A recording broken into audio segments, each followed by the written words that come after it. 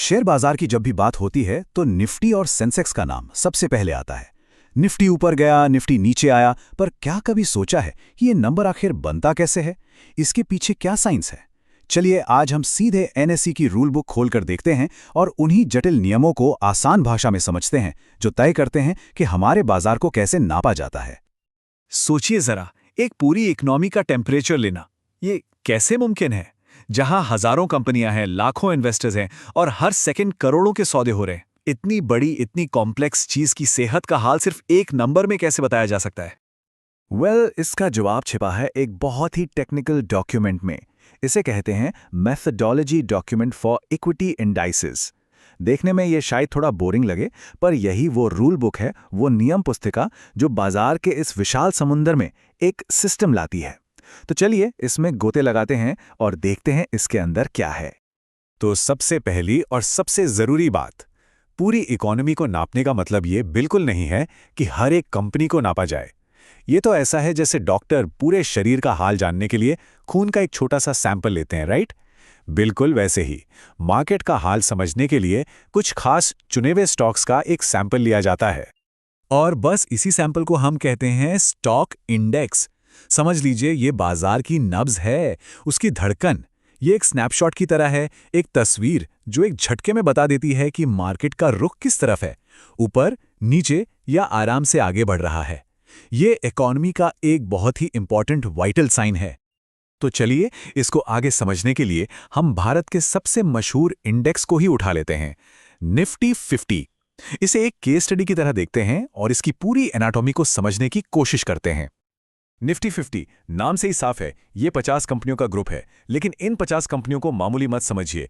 ये इतनी बड़ी और अहम है कि पूरे इंडियन स्टॉक मार्केट की टोटल वैल्यू का लगभग 66% यानी 2/3 हिस्सा सिर्फ इन्हीं 50 कंपनियों से बनता है। जरा सोचिए, हजारों कंपनियों में से सिर्फ 50 और वो ही पूरे बाजार का मूड तय कर रही हैं। यही वजह है कि ये मार्केट का एक सच्चा आईना माना जाता है। तो फिर अगला सवाल ये उठता है कि इस एक्सक्लूसिव क्लब का मेंबर बनते कैसे हैं? निफ्टी 50 में शामिल होना ये किसी भी कंपनी के लिए एक बहुत बड़ी प्रेस्टीजियस बात है। तो आखिर वो क्या पैमाने हैं, क्या रूल्स हैं जो ये डिसाइड करते हैं कि कौन इस क्लब में आएगा और कौन बाहर जाएगा? सबसे पहला और सबसे इंपॉर्टेंट फिल्टर है मार्केट कैपिटलाइजेशन। आसान भाषा में इसका मतलब है कंपनी का साइज, मतलब कंपनी कितनी बड़ी है। इसे कैलकुलेट करना भी सिंपल है। कंपनी के जितने भी टोटल शेयर्स हैं उन्हें एक शेयर की मार्केट प्राइस से मल्टीप्लाई कर दो। लेकिन यहां एक ट्विस्ट है। इंडेक्स कैलकुलेट करते वक्त कंपनी के सारे शेयर्स नहीं गिने जाते, बल्कि सिर्फ फ्री फ्लोट शेयर्स को देखा जाता है। अब ये फ्री फ्लोट क्या है? ये वो शेयर्स हैं जो आम इन्वेस्टर्स के लिए, मतलब पब्लिक के लिए खरीदने और बेचने के लिए मार्केट में अवेलेबल हैं। जो हिस्सा प्रमोटर्स के पास या सरकार के पास लॉक रहता है उसे इस कैलकुलेशन से बाहर रखा जाता है।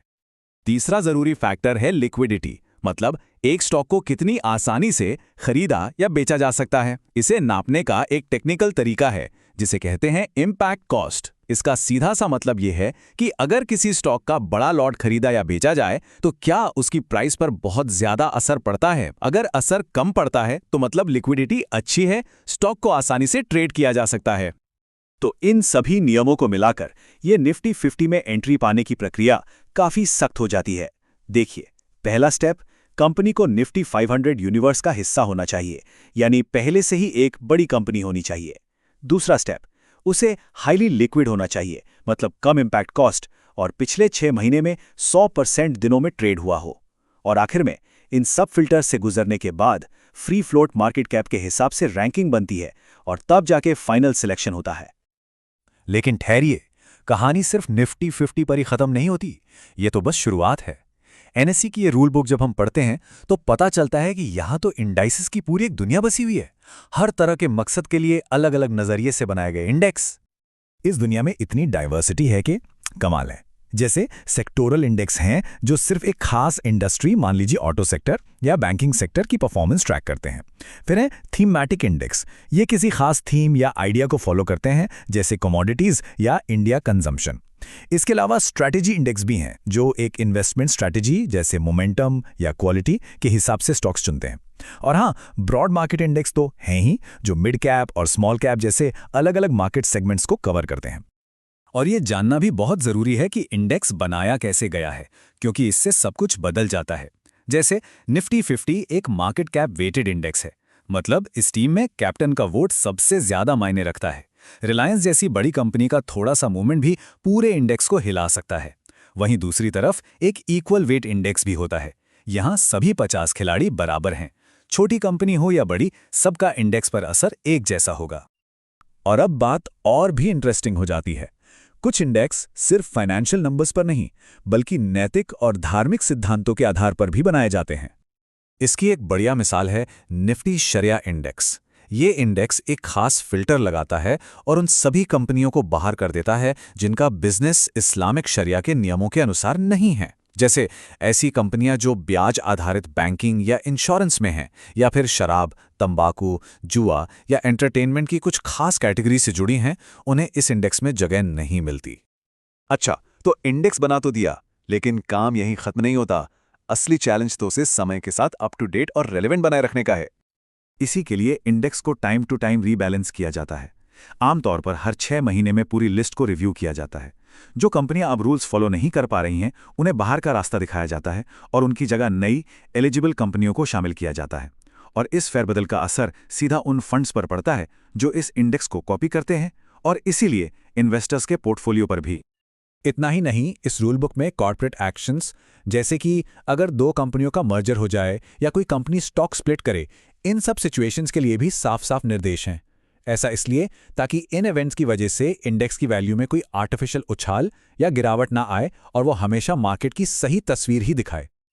तो इतनी सारी टेक्निकल डिटेल्स के बाद अब आते हैं सबसे बड़े सवाल पर। आखिर इन सब चीजों का मतलब क्या है और असली दुनिया में ये इंडेक्स इतने इंपॉर्टेंट क्यों हैं? इसका जवाब खुद रूल बुक ही देती है। वो कहती है कि ये इंडेक्स बेंचमार्किंग के लिए बेस्ट हैं। अब इसका मतलब क्या हुआ? मतलब ये है कि ये एक स्टैंडर्ड है, एक पैमाना है जिसके सामने बाकी सारे इन्वेस्टमेंट्स की परफॉर्मेंस को नापा जाता है। मार्केट से अच्छा किया या बुरा, इसका जवाब यही इंडेक्स देता है। और इसके साथ ही ये म्यूचुअल फंड्स और ETFs यानी एक्सचेंज ट्रेडेड फंड्स जैसे पॉपुलर इन्वेस्टमेंट प्रोडक्ट्स की तो रीढ़ की हड्डी है। जब कोई निफ्टी 50 ETF खरीदता है तो असल में वो एक ही क्लिक में एक साथ उन सभी 50 टॉप कंपनियों में थोड़ा थोड़ा पैसा लगा रहा होता है। कितना आसान हो जाता है। तो आखिर में ये इंडेक्स एक यार्डस्टिक है, एक पैमाना। ये हमें झट से और भरोसे के साथ बता देते हैं कि मार्केट का ओवरऑल मूड कैसा है। ये एक आम भाषा की तरह है जिसे फाइनेंशियल वर्ल्ड में हर कोई समझता है। इन्हीं से पता चलता है कि हमारा इन्वेस्टमेंट मार्केट के मुकाबले कैसा परफॉर्म कर रहा है। और यहीं से एक आखिरी लेकिन बहुत गहरा सवाल पैदा होता है, क्योंकि आज खरबों रुपए, literally trillions of rupees in index को फॉलो करने वाले फंड्स में लगे हैं। तो क्या ये इंडेक्स अब सिर्फ इकोनॉमी को रिफ्लेक्ट कर रहे हैं, या फिर अब ये इकोनॉमी को शेप भी करने लगे हैं? क्या किसी कंपनी का इंडेक्स में आना या उससे निकल जाना अब खुद मार्केट और इकोनॉमी की दिशा तय करने लगा है? ये एक ऐसा सवाल है जिसका जवाब सोचना बहुत जरूरी है।